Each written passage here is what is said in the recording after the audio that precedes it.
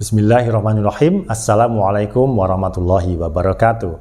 Saya Supriyono Atmojo, saat ini sebagai pamong di Kelurahan Condong Catur untuk jabatan Dukuh di Padukuhan Gandok.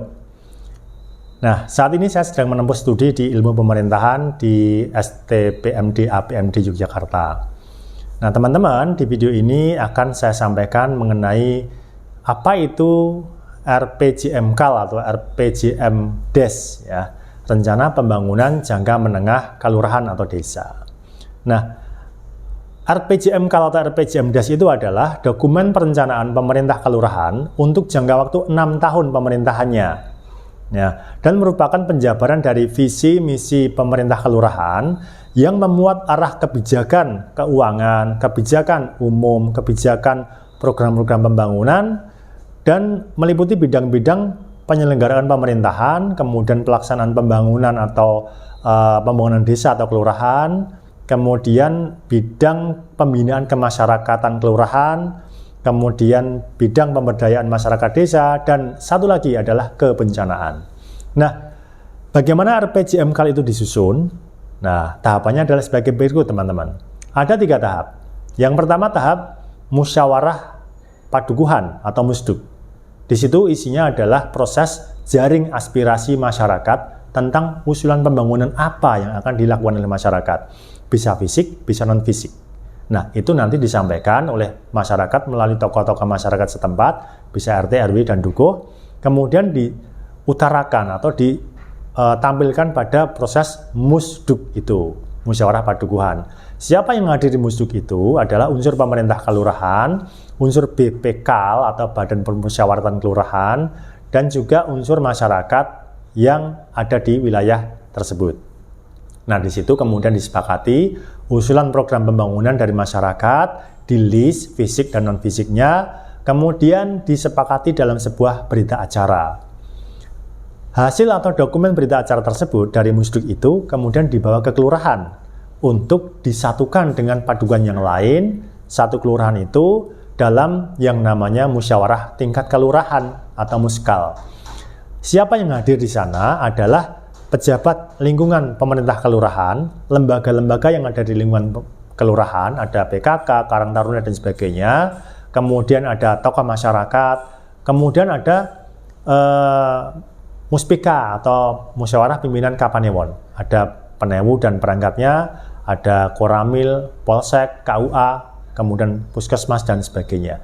Merepresentasikan unsur-unsur masyarakat dan pemerintah di tingkat kelurahan yang dipandu oleh Kapanewon. Nah, di situ kemudian tampillah kegiatan-kegiatan usulan fisik dan non-fisik dari semua padukuhan dan RW di Kelurahan Condong Catur itu. Setelah semua usulan program ditampilkan, disepakati, di cross-check dan sesuai, maka dilakukan penyepakatan dalam bentuk penandatanganan berita acara. Nah, berita acara hasil muskal itulah yang kemudian akan dilakukan pencermatan oleh tim verifikator dan bidang-bidang yang sesuai dengan usulan yang diajukan tadi. Nah, hasilnya proses verifikasi itu memang dilakukan tinjau lapangan, tinjau lokasi. Kalau sudah fix nggak ada masalah, itu menjadi dasar perencanaan penganggaran. Nah, disesuaikan dengan kekuatan keuangan desa dari sumber-sumber yang ada, tentunya regulasinya harus juga disesuaikan dengan aturan yang sudah ditetapkan oleh pemerintah.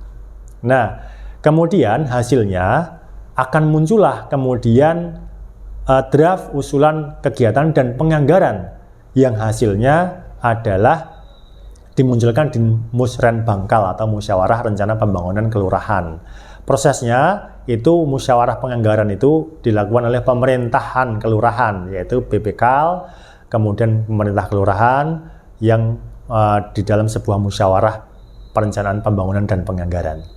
Setelah semuanya muncul, kegiatan dan penganggarannya, rencananya akan ditampilkan lagi di Musrenbangkal. Unsur yang ada di Musrenbangkal itu sama dengan muskal atau musyawarah kelurahan. Nah, kemudian ada juga unsur disabilitas juga yang selama ini mungkin alokasi pembangunan pemberdayaannya mungkin porsinya bisa dikatakan agak perlu ditingkatkan. Nah, di sini kemudian dilakukan penyepakatan lagi. Hasil dari musyawarah bangkal itu adalah kegiatan penyelenggaraan pemerintahan dan pembangunan di tingkat kelurahan dan pembiayaannya.